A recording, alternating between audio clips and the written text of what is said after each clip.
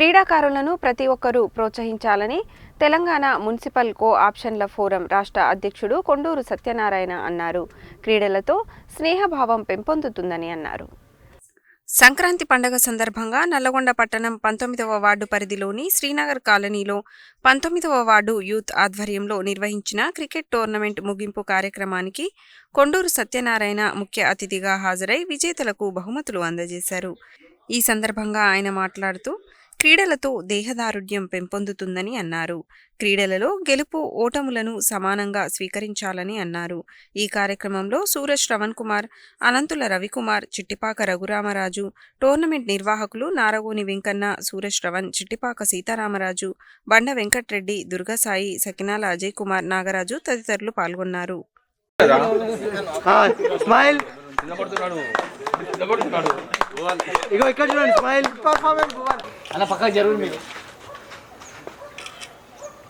కొంచెం కనపడతలేదు.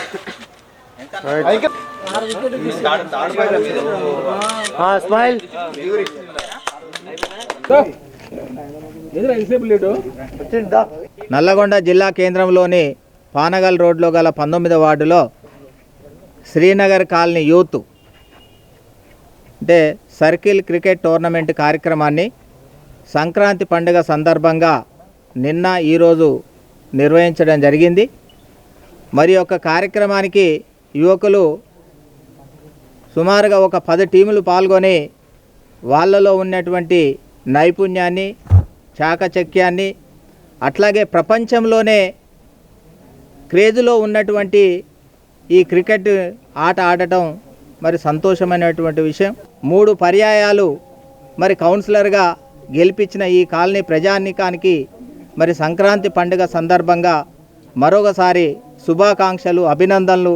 అందరికీ నమస్కారం. మన 19వ వార్డు సీనియర్ కాలనీ నుంచి మన సర్కిల్ క్రికెట్ టోర్నమెంట్ నడిచింది. అన్న కొండూరు సత్యనారాయణ గారు మనకు అందరికీ యువతకి మంచి క్రికెట్ టోర్నమెంట్ పెట్టిండు.